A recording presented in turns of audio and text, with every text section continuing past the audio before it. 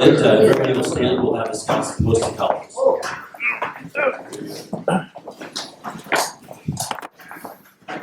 Color guard attention. Color guard advance.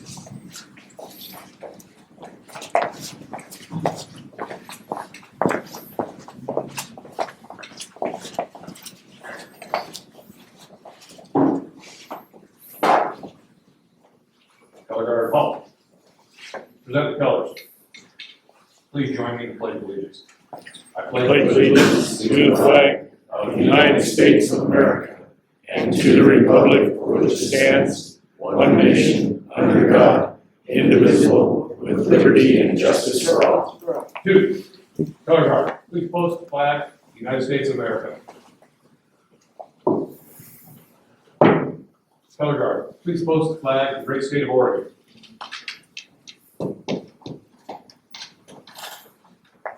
Color guard, salute your colors. 2. Color guard dismissed. I just need to see.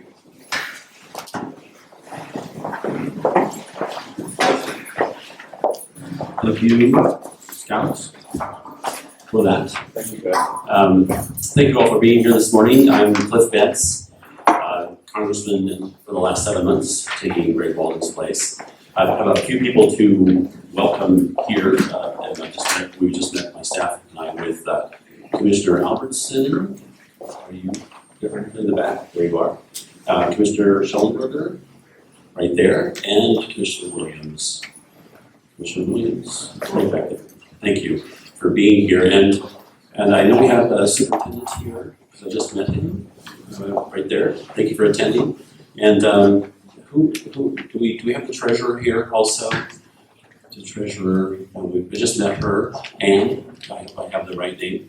Or is it Anne? Yeah, that's good. This is our 5th town hall meeting in the last couple of days. We've done them here and there. We have a total of 11 that we'll do over the 6-day period of this week and ending on Saturday in Redmond.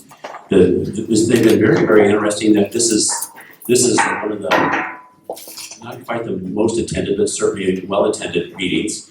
The idea is that I'll give you kind of a brief background on what we've been doing in Washington, D.C., and then throw it open for statements or questions. The idea, of course, is that when you come up to make your point, we'll call a number. If your number is called, please come up and then state your name and where you're from, and then what you have to say, what questions you might have to ask. So the issues that we've heard over the past couple of days have been super interesting. You can guess, many of them regarding fire, many regarding drought, many regarding broad federal issues, many involving the infrastructure package. So really a broad array of issues, and we're here to listen to any problems you have with the federal government or concerns you have about what I have been doing in the 7 months or what you think I should be doing looking forward. So the whole idea here is that we'll have a conversation about our federal government and what you think we should be doing in that space. I'll just share with you that my experience over the past 7 months has been enlightening in a lot of ways, and I've learned a lot. I also know that I have a great deal more to learn. There are 212 of we Republicans in Congress. One of my biggest jobs is to try to meet these people. And 212 folks, a lot of people, and when they're, for the most part, wearing masks, it's very difficult to know who you're talking with and who you should know the name of. We got to take our masks off for about a month, and that gave me a chance to kind of catch up with some of the people, but now we're all wearing it again. And so don't know how much longer that'll last. And of course there's also about 221 or 22 Democrats, and meeting them is really challenging because on the floor of the House, the Republicans all sit on one side and the Democrats all sit on the other. And so when you're over there getting ready to vote, you generally use that time to try to meet and talk with people. It's really quite interesting how it works, because I'm on two committees with a number of subcommittees for each, and then the rest of my team, my caucus, is on all the other committees. So if you have something you want to do in education, I'm not on that committee. if you call me and say, hey, we need to do this or that, then I would go find the person who I know that's on that committee, usually when I'm on the floor, because they're all there, we're all there, sit down by them and say, hey, here's what we would like you to do. And so it's a super interesting way of doing business. Everything happens very quickly in the sense that I don't have an hour and a half to sit on the floor and talk to people. I have just a few minutes, but that's kind of how it works. That's what I'm learning. This committee arrangement is quite different than when I was in Salem. As you may know, I was in Salem as state representative and then as a state senator for 12 years. And the process in the Washington venue is far different, but it tends to work. And I'll just share with you a little bit about how by explaining my committees. I'm on the Natural Resource Committee. I'm on the subcommittee on Indigenous People, and I'm also on the subcommittee for Water, Oceans, and Wildlife. I happen to have been made ranking member of they call it the WOW committee, Water, Oceans, Wildlife. And that means that I'm the top Republican in that committee. It was a huge honor to be given that assignment because because you're the top Republican, it means you get a chance to speak. And when you're in the minority, your power is basically based on your opportunity to talk. And so the chairman, who's a Democrat, Jared Huffman, goes first in the Natural Resource Committee for 5 minutes about whatever topic we're speaking on. Then I get 5 minutes. And it sounds odd, it sounds like a short period of time, but it gives you a great opportunity to weigh in on whatever the topic of the hearing might be.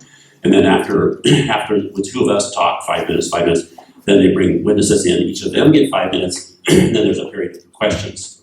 The chairman goes first with his 5 minutes of questions, and I go second with my 5 minutes of questions, and then the rest of the folks follow.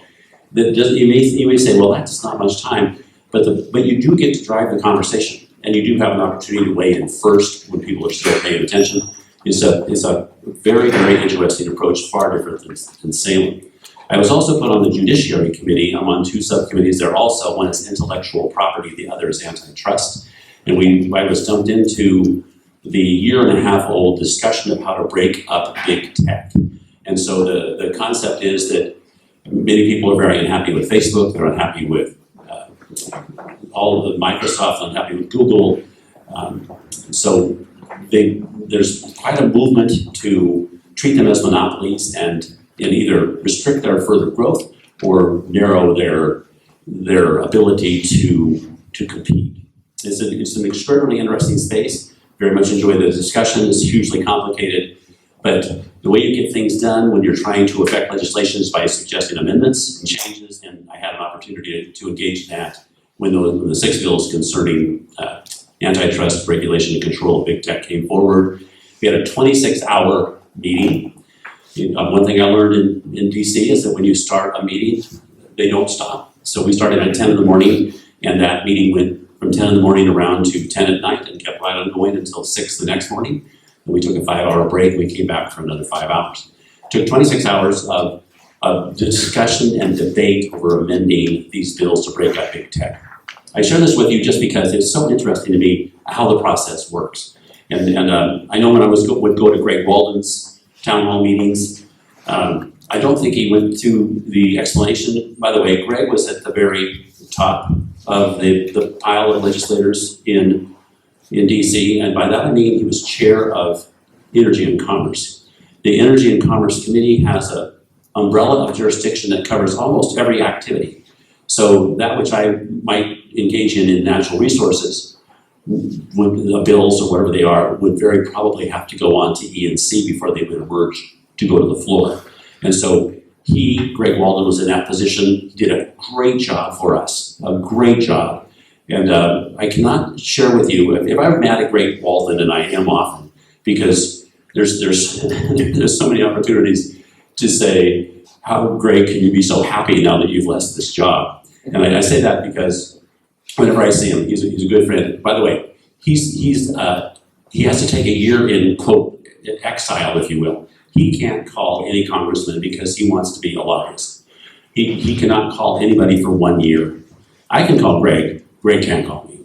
And so, but when I do call him, when I do see him, he's incredibly cheerful because he's out from under the incredible pressure that he was subjected to for years because he had reached that top level, that position of power and authority.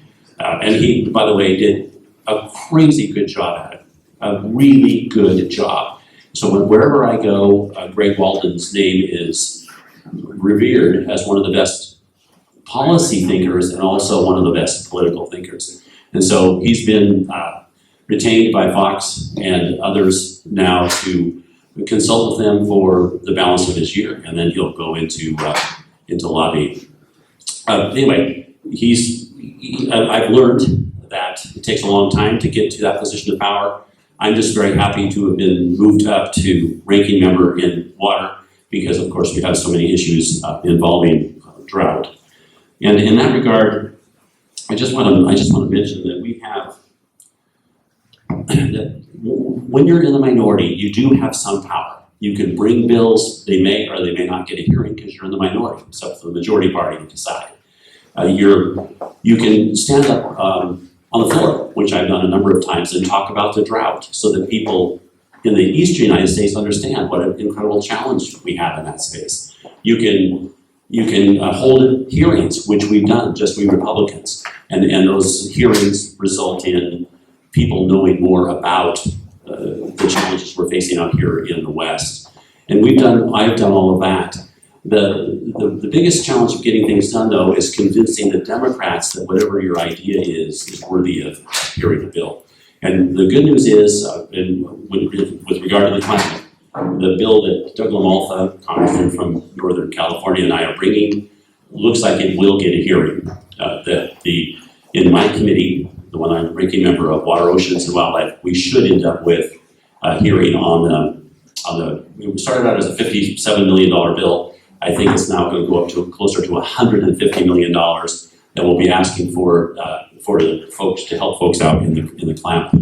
I can't tell you how important it is that I stay on good terms with the chair of that committee, because if on bad terms, he wouldn't be hearing the bill.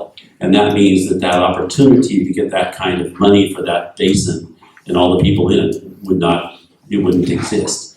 And so just saying we are making some progress in that regard. We hope to have that bill forthcoming soon. The issues on the drought are, of course, across the entire Western United States, that we have about 70 million people suffering from drought. In the Eastern United States, they are drowning in water, literally. And so when we say we have a drought in the Western United States, they can't understand it because they're trying to pump water away and they're trying to get rid of it. And so it's the oddest situation, and trying to bring it to people's attention has been hugely challenging. I'm going to turn my remarks just briefly to the fire. My staff has been heavily engaged in trying to help at all levels in responding to the Boot Lake fire. And we can never do enough, but we keep trying. And so today, if you have concerns about what we've done or not done, share them, tell us. And I have staff here to try to help out. And speaking of staff, where is Nick? Nick, there it is. Nick Schrader, my chief of staff, is here. And Nick, perhaps you can explain who we have here with our staff, and also statewide, who's available to help folks, and then also back in DC. Yeah, sure. So real quickly, so we have an office over in Medford, and we have staff over there, 2 staff. We have an office in Ontario. We'll soon be having an office up in Central Oregon, and then somewhere another office out on the east side. In terms of our staff here today, we have Caitlin Pay, who's our Deputy Chief of Staff and is based in DC. We have Nick Clemens, who's our Communications Director, and we have Margie Anderson, who does all of our veterans issues and served in Iraq herself. I'm going to quickly just turn it over to Caitlin so she can describe what we do from a casework angle and the services that we can provide there. So. Thanks, Nick. So year to date, we've worked over 870 cases under Congressman Cleff Bentz. And so what this means is that if any constituents are having issues with getting a response from a federal agency on, you name it, with the VA, Social Security, IRS, USDA, given the situation with the Boot Lake fire, please reach out to staff that are here, and we can go ahead and make sure that you're getting connected with the tools that you need to get responses back on those support services. So happy to help and answer questions at the end of the town hall and here for you, so. So we all are extraordinarily fortunate in that both Nick and Caitlin and Margie up here, I inherited from Greg Walden. And these people know exactly what we're doing. Very happy to get Clemens with us. He was not with Greg, but he was in the White House. And then when the White House changed hands, he joined us. Margie, of course, helps us on all things military for the north part of our district. And then we have another military person, actually two more military people, military backgrounds down in Medford who help address issues involving veterans. So, and just a couple things. Can you put the picture up of the border? So I was asked by Bruce Westerman, who's becoming a very good friend, the ranking member on natural resources, to join him and several other congressmen to go to the border 2 weeks ago. And we went down to see what impact the hundreds of thousands of immigrants from Central America were making upon the public lands adjacent to the border. We went down to the very tip of Texas, McCarran's, it's the town of, and a sadder situation I don't think I've seen. I'll just share that with you right now. And you can see this picture, that's a bridge running down into Mexico. The port of entry is down at the end of that bridge. Those people under the bridge have come across the Rio Grande and are waiting to be processed into the United States. 60% of them, that is. 40% will be hauled back into Mexico, where they'll then repeat. They'll come back across the border. They'll either come back across the border right there, or they'll go to some point that's less guarded, and they'll come in without the benefit of being processed. About 4,000 people a day are coming to the border. And of that, about 60% are being allowed in, and they are being transferred all across the United States. We went down primarily just to see what kind of impact the land down there, because our Natural Resource Committee has jurisdiction over those kind of issues. And the land is, you can imagine, there's all kinds of things that are brought out of Mexico, out of Central America, that are dropped all over the place. So there's all kinds of issues having to do with just stuff scattered around. But the real issue is, what in the world is a long-term solution to this challenge? If you have thoughts, share them, please. The idea of the wall is a good idea in the sense that you've got to have border security, but that's not the problem right now. The problem right now is when the Biden administration changed policies and said you're no longer going to remain in Mexico while you await a hearing. That allowed everybody to come in to await their hearing in the United States. What that did is it prompted many more people in Central America to pay the $4,000 a piece to the cartels to get them up to the border, get them across the river, and get them into that group. That's what's happening. And the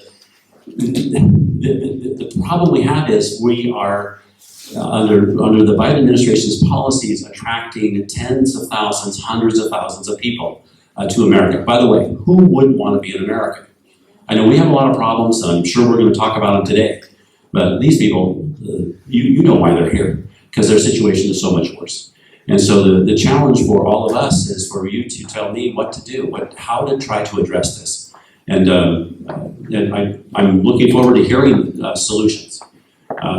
It's easy for me to, and I'm happy to call out what I think the Biden administration did wrong. I think they did a bunch of things wrong by creating this humanitarian disaster, because it is. I won't show you some of the other pictures we took, and I won't share with you some of the things we heard. I'll just say it's a humanitarian disaster. So I mentioned that the immigration situation. I'll move on. Infrastructure, you heard that the $1.1 trillion infrastructure bill has just come out of the Senate and is now in the House. The Senate is now working on the $3.5 trillion. Remember, a trillion is 1,000 billion. So there's a $3.5 trillion bill that's now being worked on in the Senate, and it too will come over to the House in the next, we think, couple of days.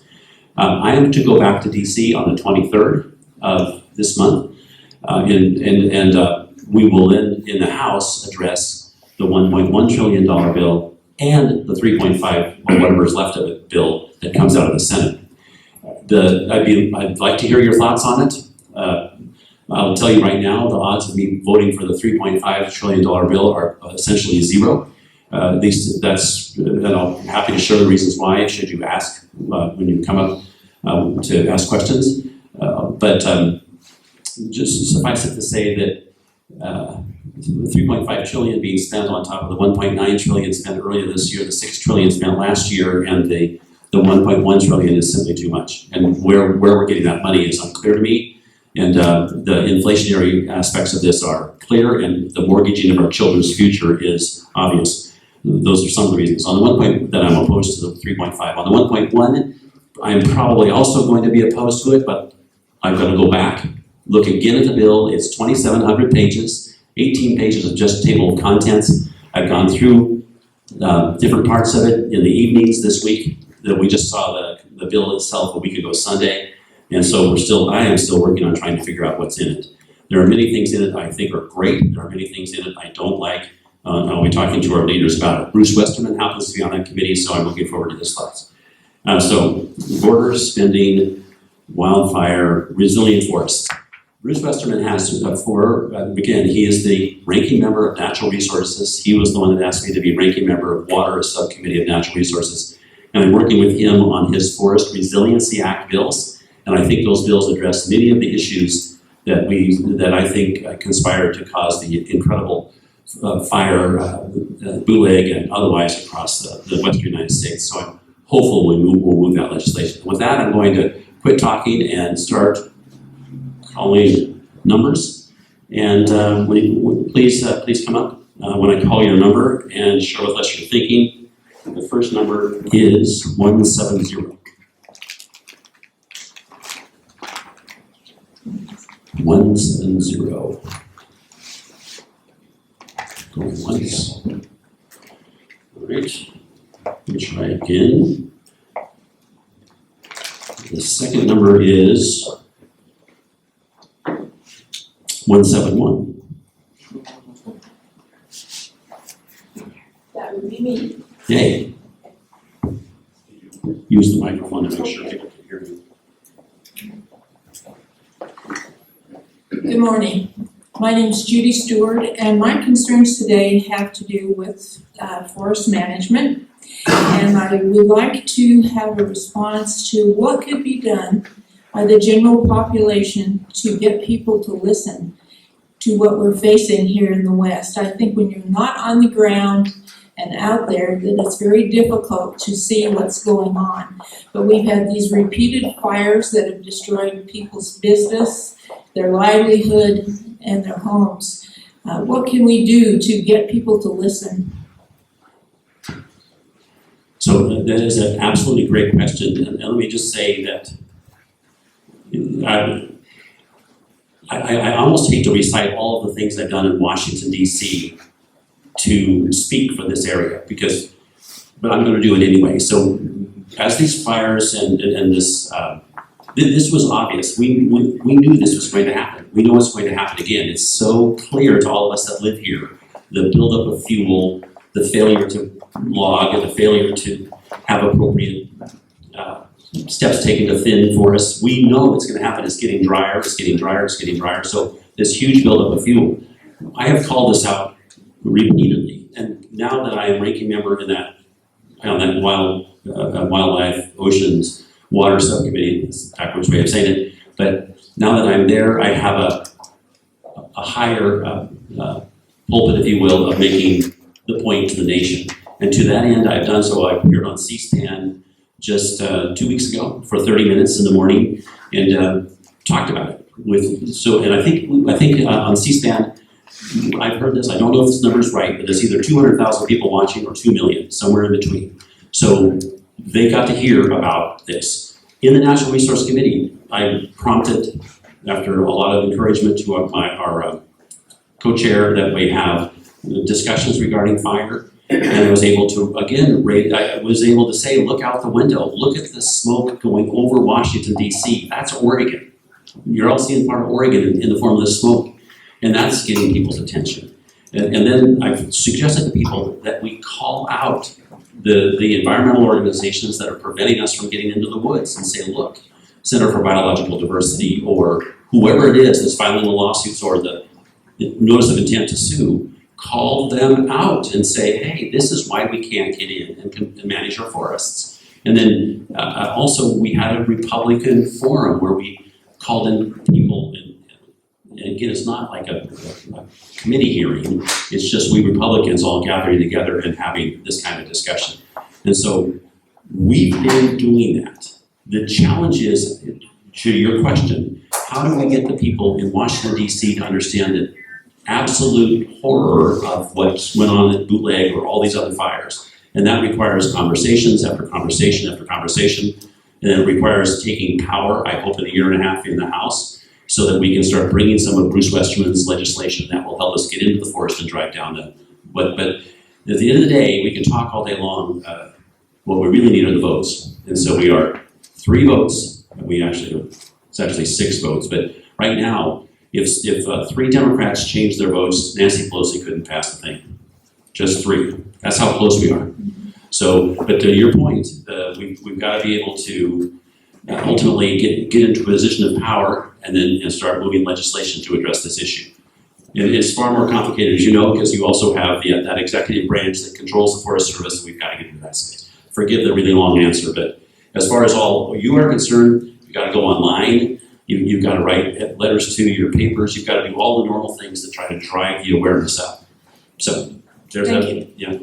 I know the environmental movement has a great deal to do with that, but if they could come and see the environment after the Bootleg fire, the Dixie fire, the many fires that have been on the West Coast, I think maybe they would think differently. Thank you for your question. And Nick, or Clemens, how many, we got a bunch of those pictures. We put them online.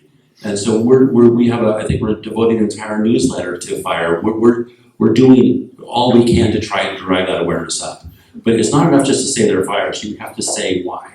And what's happening now is the environmental organizations are saying, well, it's all due to climate change. You go, well, it is getting hotter. It is getting drier. But that doesn't mean we ignore this buildup of fuel. I mean, we've got to do something about it. Exactly. Yeah. Thank you. Thank you.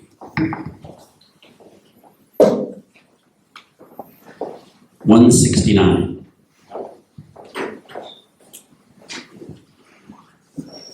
169.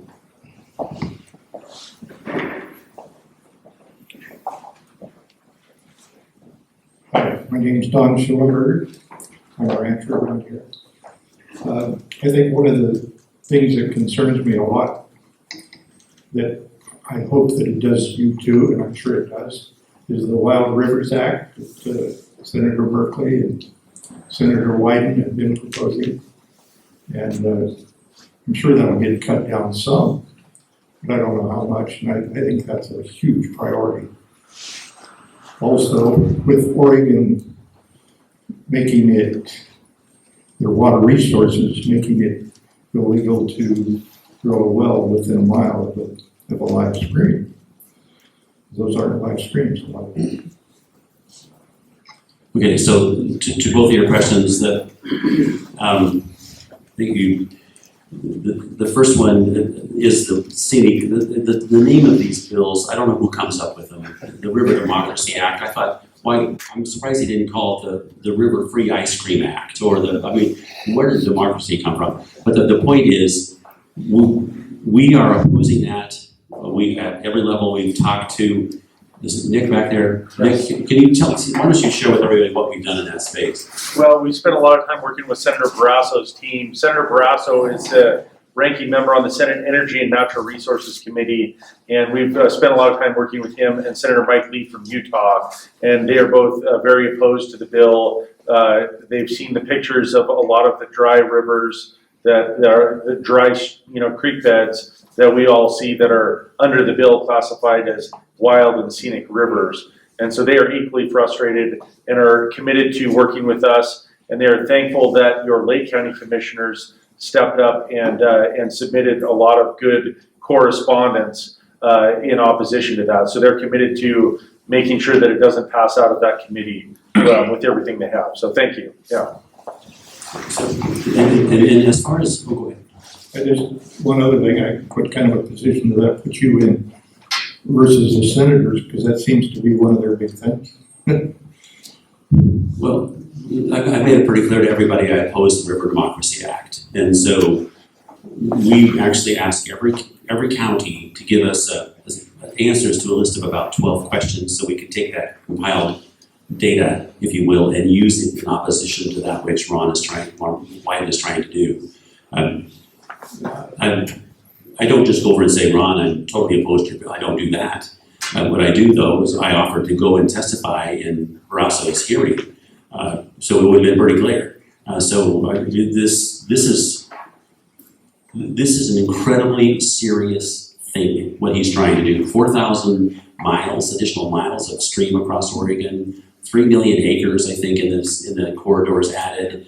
The additional danger that what I call them wicks for fire running up into spaces because you can't ever possibly manage those areas again. And then we've been told, we do not know this for sure, but we've been told by those who have studied it that it's possible the Forest Service would have control upon such designations inside forests and the BLM if outside forests over hunting and fishing in those spaces, and as opposed to the state.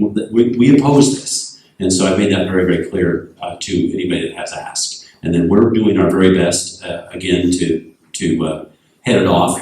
And by the way, one of the things I failed to mention that I've learned in DC is that I'm only as good for you as my staff is. And thank goodness I have a wonderful staff that is capable of working at the staff level. So Nick calls Barrasso, Senator Barrasso is New Mexico, right? That's right. Wyoming. Wyoming, excuse me. So Wyoming, and so Nick will call Barrasso's staff and say, Congressman Bentz is opposed, Senator, or tell the senator that. And that's how this works. And we're able to get far more done by virtue of having good staff that knows these people. Your second question was the Oregon Water Resources Department precluding the drilling of a well within a mile of a stream. And that was, of course, because of the so-called hydraulic connection that's assumed but not proven. And in the old days, you merely shifted the burden of proof, and you could go right up to within I think it was a quarter of a mile if you could prove it wasn't connected. Now, since I was on the Water Resource Commission, perhaps that has changed. What bothers me about this whole concept of accessing our groundwater is that the Water Resource Department in the state of Oregon has never determined how much we've got. So our assumption back when I was on the ranch growing up on the White Horse over here, where I grew up, and then on ranches up by Druzy, the theory there was that we always had groundwater as a fallback in case surface water went away, but we never really knew how much. And so that's a huge challenge for all of us to figure that out.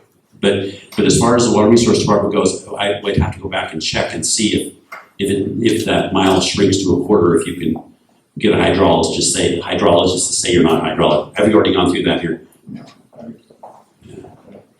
Thank you. Thank you.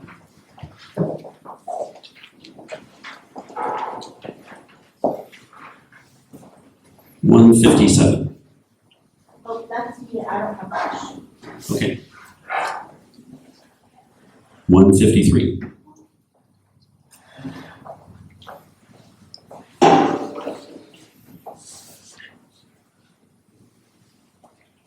I'd like to show all of you, I had a bottle of water and I went to retrieve it today, but it was collected and so I couldn't bring it here because I think the visual aid would speak volumes.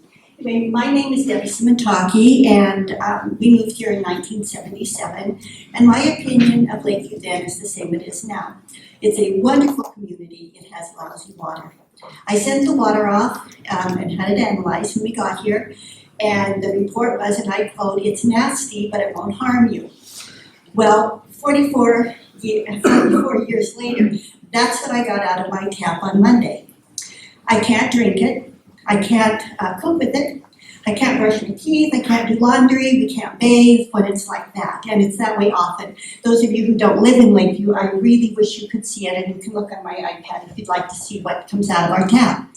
So I went online And, because I like to be informed, and I found out in October of 2019, Jeff Marshall said that he was the Public Works Director, I believe, and he was the acting manager at that time. And he said that they had the funding and the plans to start a water improvement in the spring of 2020. In December of that year, the EPA, Bill Cummins, spokesperson, said that yes, Lakeview was going to receive $9.2 million for a water upgrade. That's what came out of my water. Now, I went to the town hall to get my water sample, and she said that because of COVID and stuff like that, it didn't work. And then you distributed a paper here that says there is some funding for it. I hope you can understand my frustration. I'm a little cynical about it because for 44 years we have been promised good water in Lakeview. And that's what comes out of our tap. Well, I must say, it reminds me of the saying, your picture of the color of the water reminds me of Lincoln when he asked for some coffee and they brought it to him and he said, if this is coffee, bring me tea, and if it's tea, bring me coffee. I mean, that's exactly what that looks like. Yeah. One or the other, coffee or tea. And so I've noticed this, I've been coming down Lakeview for years, and the challenge, I know you faced this challenge for a long time because I've been down here off and on over the years. So I think we have, we know what the problem is that you shared with us. The question is going to be, I'm going to call my staff again. So Nick, what alternatives do we have available to us to address this challenge? Because the normal, I'll let you answer. Go ahead. Well, yeah, I mean, I guess what we could do is check in with the USGS potentially and see what they have. We could check into the United States Geological Survey and see, but then also, I think we'd also have to check with some of your state and county commissioners too to see potentially what options are available. But then, in other areas of the district where they have the situation, you look at like point of source treatment options too, and that could be a scenario that could potentially be in play. And if that is something that you're interested in on the point of source, we could potentially look at grant options that are available from the federal level that may help with the treatment from house to house. Well, they said, that paper says there is some funding. There's also this infrastructure Senate bill that you will be looking at, and they said there's $55 billion, I believe, allocated for water improvement. When you go back and when you get details of it, could you please let us know, like a letter to the editor, a letter, something, is Lakeview in that? Because, again, I'm very cynical because it's been 44 years. And it's been, a lifetime longer than that for a lot of the people. We live a long time here in Lakeview, in spite of the water. So I would like to know if we will get any of that money, or there's something on the thing that they just gave me that something is supposed to, but again, it doesn't happen. It's on paper, but it's not in the faucets. Yeah, so I understand the problem. I see the commissioner standing. Commissioner, go ahead. Through past work with the past board of commissioners and working closely with the state legislature, we were able to acquire about $15 million for the town of Lakeview. And the town of Lakeview is working on that. That the governor has not signed that bill, so that funding is not flowing to the county and to the town of Lakeview. I don't want to speak out of turn for the town and the town manager, but I know that project is in the works and they are working on a full rehaul of the water treatment. And I don't even want to imply that our people aren't working. I think they are. They have to deal with people like me all the time. I know they're working hard, but it never comes to fruition. And so I hope it does. We have a governor to go through, and so anyway, thank you very much. Thank you. Did anybody else want to be heard on this issue? Please. I'm Michelle Perry, I'm the town manager for Lakeview. And the commissioners and Senator Merkley, Representative Rushke, many others have been working on it, and we have been awarded $15 million for a water treatment facility. I am in the process right now of putting out an RFP for that project. I heard from our regional solution executive director from the governor's office that the governor is close to signing and that paperwork should be coming through Business Oregon for us to sign and understand what the funding can and cannot be used for. I'm expecting that probably in October. I doubt that the funding will come this year, because it's a lot of money. So I'm expecting that to come and be able to draw down in either January or February of 2022. So it is my intention that over the winter months to get a engineering plan and approval through town council so that we can get to work in the spring. Thank you so much. Well, I'm so happy to hear that you have a solution in hand. That's wonderful news. Yeah, and we've got an enormous amounts of support to help us get through to a finished product so water can be clean. Yeah, well, congratulations to your legislative representatives for getting that done and all the work that everybody's doing to solve the problem. To your question about would any of the money you have seen in that infrastructure bill go to Lakeview, the answer is who knows, and the reason is we don't know yet what form that bill is going to take. It came from the Senate over to the House, and now it will go into discussions about how many changes will be made to that 1.1 trillion. And so to say whether Lakeview would get any money out of it, we don't even know what's going to happen to that big number. So vastly premature to say anything about that bill. So I'm so happy to hear you already have the money. So the next number is 159.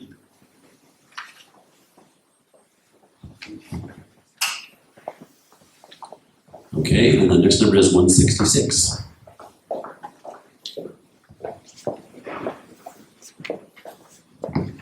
So my name's Candy Yao, and I'm out of place. I understand that we've met numerous places before, but certainly not in Lake County, because I moved from Deschutes County to Lake County. So I am the Oregon lead for what they call the DC project, which is one lady from every state goes to Washington, DC, except last year due to COVID, and we fight for our Second Amendment rights. So I have already worked with Congressman Bentz, I worked with Congressman Walton, and it's a great organization, and what we're trying to do is bring professionalism and education over legislation to protect all of our constitutional rights, but particularly the Second Amendment. So I'm new to Lake County, and I'm here to fight for you on a county level, a state level, as I am the state lead, and on a national level, in hopes that they'll open Washington, DC next year so I can bring all of our ladies from all of the states to come and visit Congressman Bentz. Yes, and can you refresh my memory of the name of the organization? Because I went to the meeting. Yes, you did. Yeah, and by the way, you're very well known back there, so it was. Thank you. Yeah. It's called the. But just to interrupt, just so you know, when I mentioned your name, everybody started cheering. It just seems to be pretty well known. So, Well, let me tell you what made my day, because Diana Moeller, if any of you watch much on Fox News or anything that stands for constitutional rights, is the lady that said, "I will not comply," and went viral overnight. That's the leader of our DC project. And she is one amazing lady. So I'm honored to be a part of the DC project. I'm more than honored to represent Oregon and Lake County.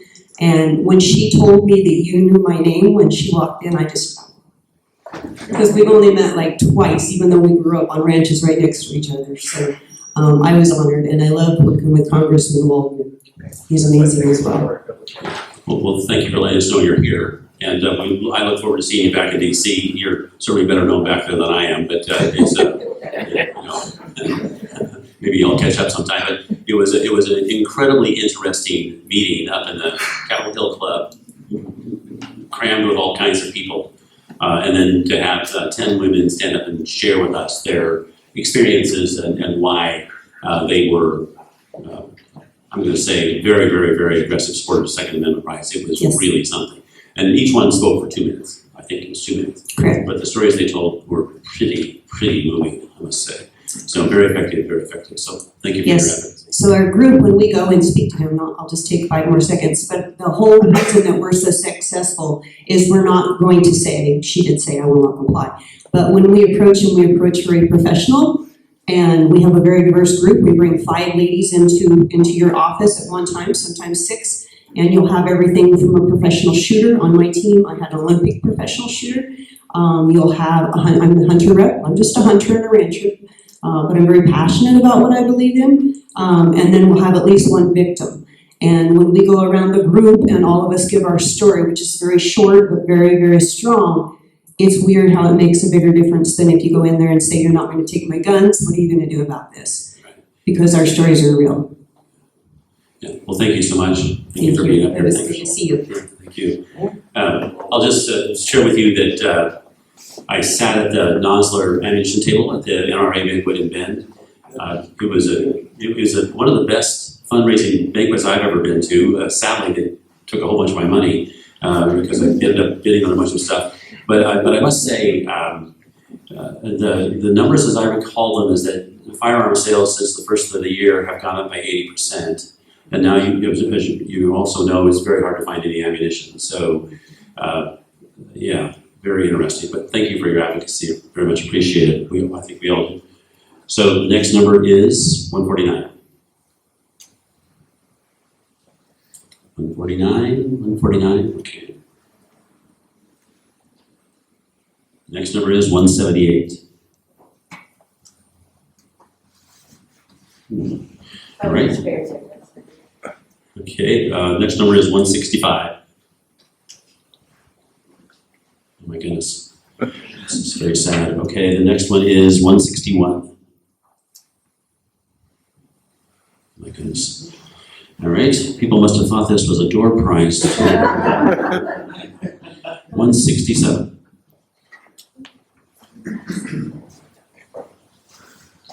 My name is Jake Reardon, I'm here in Lakeview.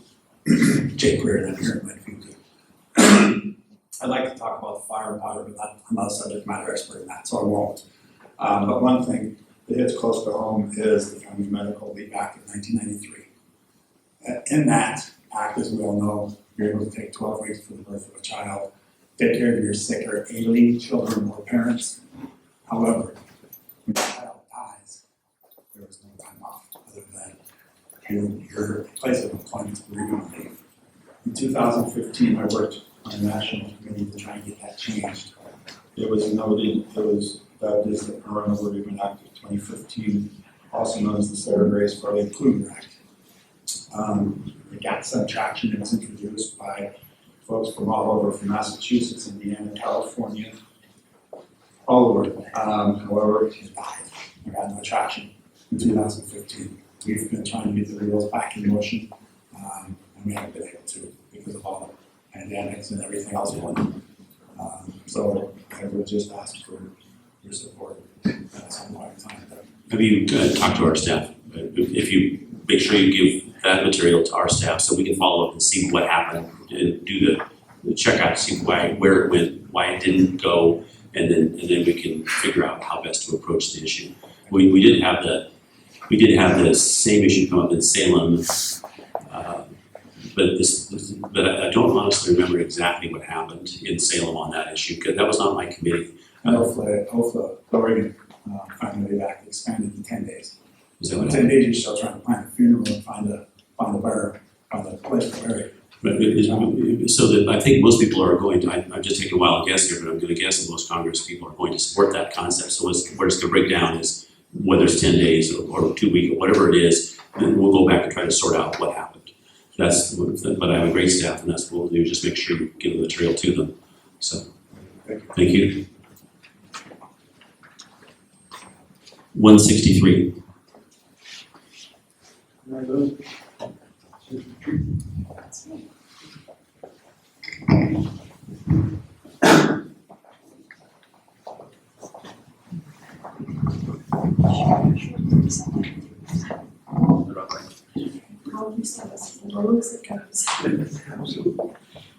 Thank you, Congressman, for your time. My name is Mary Lou McEwen, and my husband and I moved to Lakeview just this last winter after spending 4 years in Vietnam.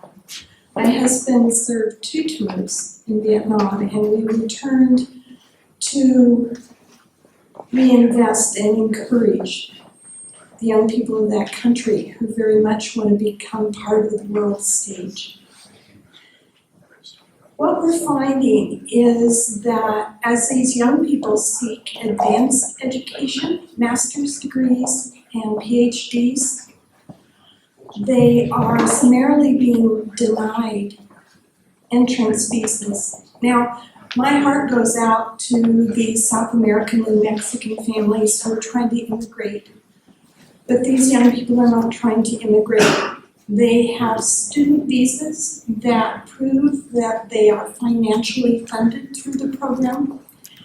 And there is full understanding that they will return to their country of origin, but they're carrying with them knowledge that's not available in their country. So I have a twofold question.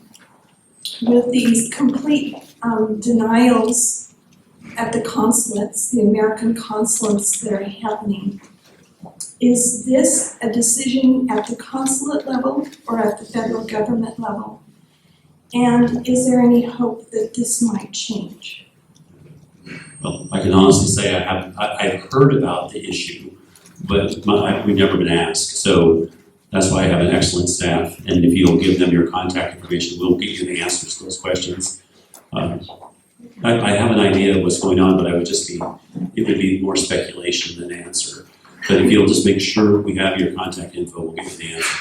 Excellent, thank you. Thank you.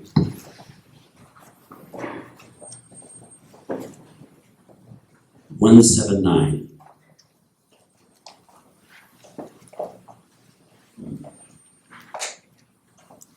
One 162.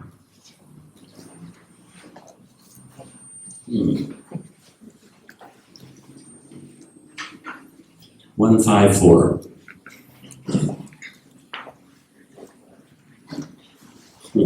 173. I just realized I had one of the numbers.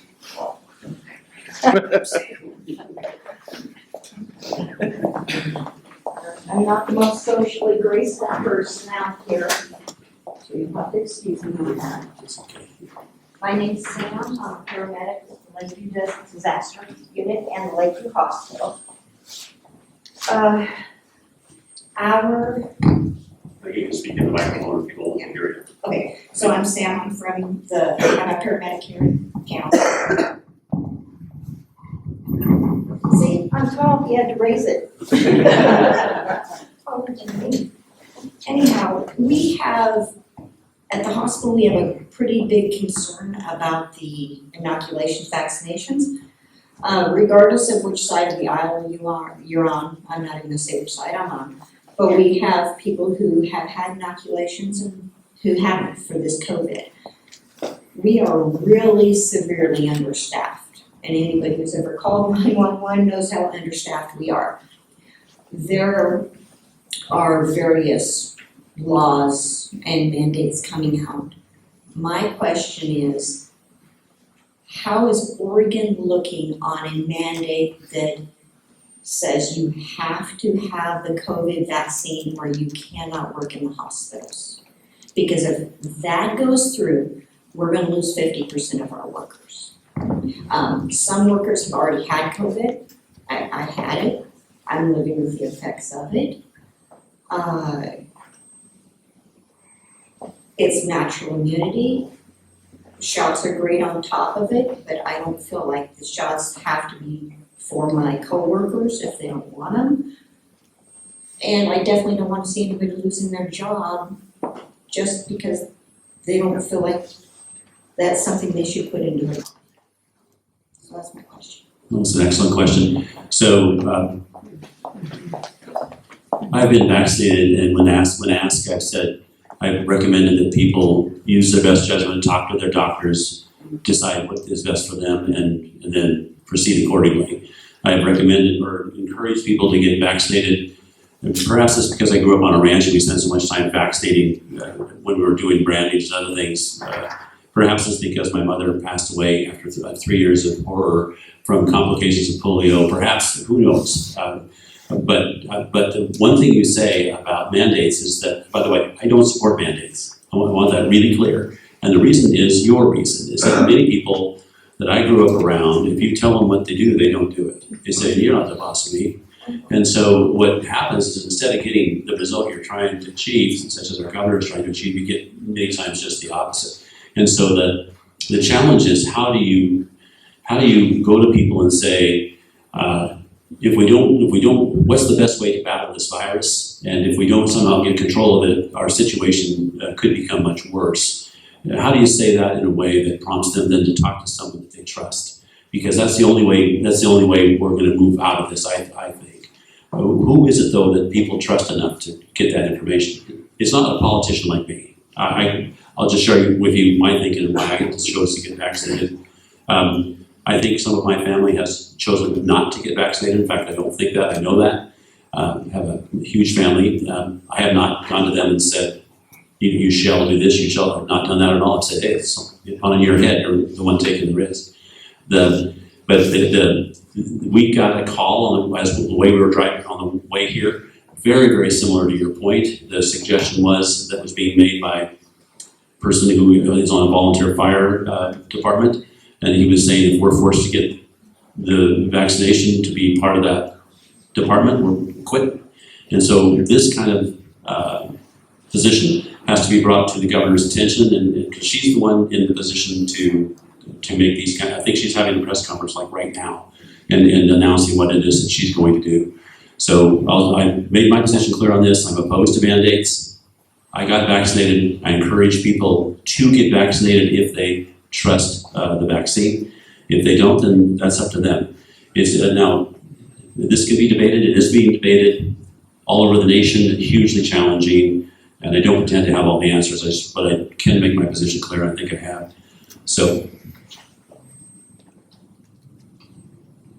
174.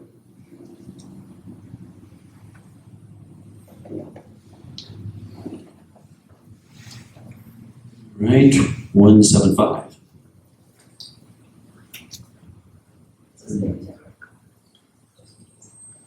One 176. Spare take. 177. Wow. 156. Wow. Okay. 151.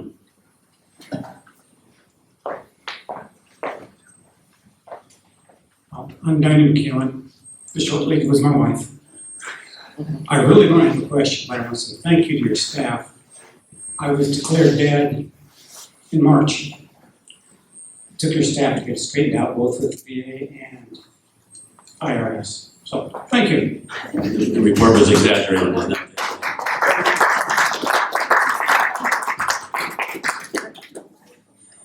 There's a lot of ways we could go with that, but I'm not going to. 152. 152. 152. 158.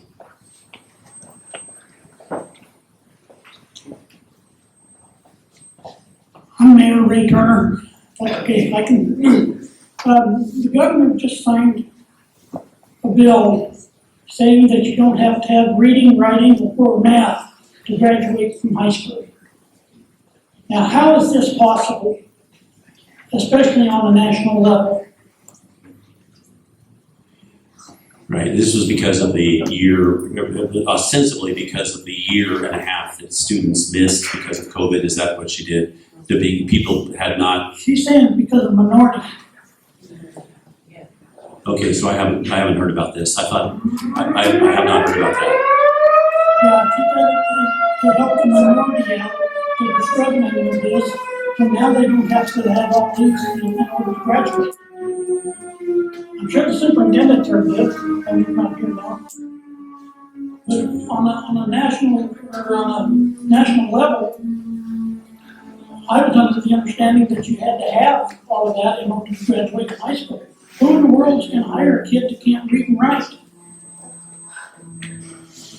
Well, I don't think I'm going to answer that right now because people are so desperate for employees, they're going to hire about anybody. But I would say,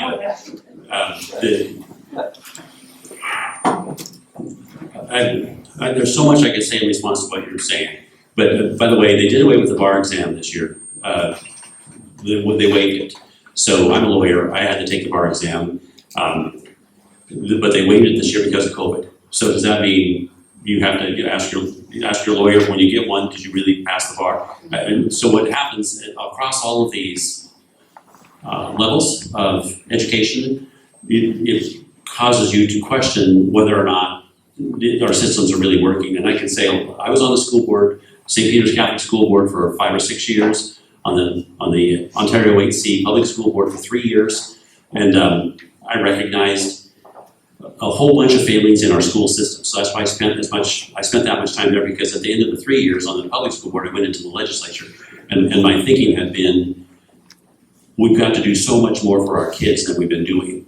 I just want to, this is not answering your question, but it is prompting me to want to share with you this, but before I do, to get to your point, we should ask the governor exactly why she would do such a thing when this will cause such a question about the value of the diploma.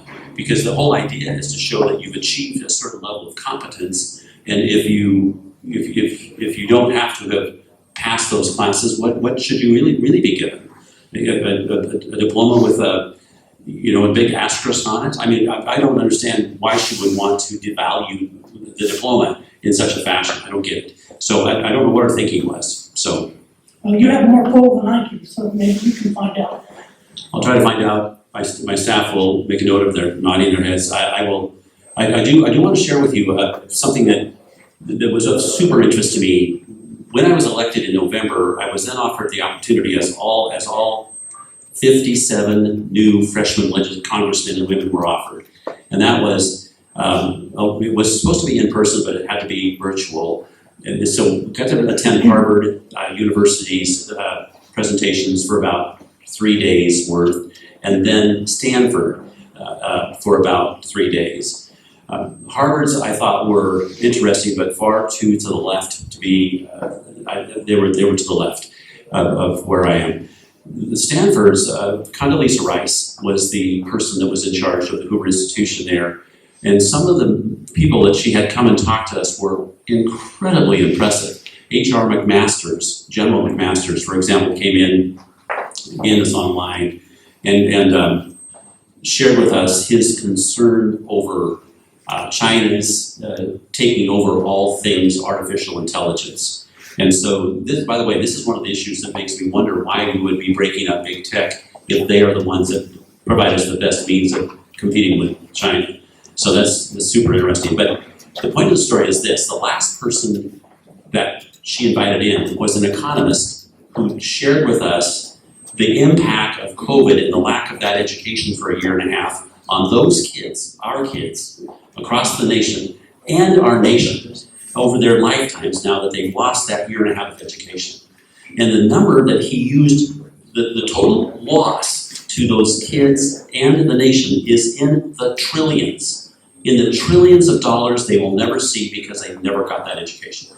And the trillions of dollars of productivity we will never see as a nation because they never got that education.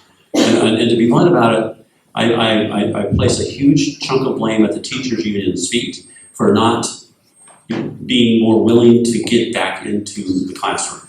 And it's harsh, but that's my seat. That's where I am on it. What one can do about it in my position, I'm not sure. That time has now been lost. The trick now is to get back in the classroom and do our best to catch up. But some kids will never catch up. And some kids, obviously, the ones that she's forgiving those standards for, they're not going to catch up. But we'll check it out. You should give the few more minutes. A couple more. Okay, 2 more questions. 164. Okay, 155.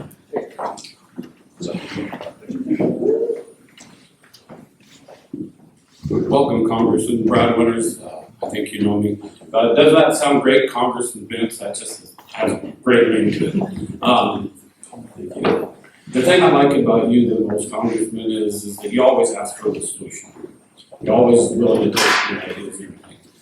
We have so many concerns here because we have so much public land, anywhere from the wilderness characteristics on BLM to the fires to so on. Do you have any power setting on the committee you're on now, the Forest Committee, to do any kind of emergency clause or anything while the iron is hot, no pun intended, to be able to do something out here on these lands if the fires came through?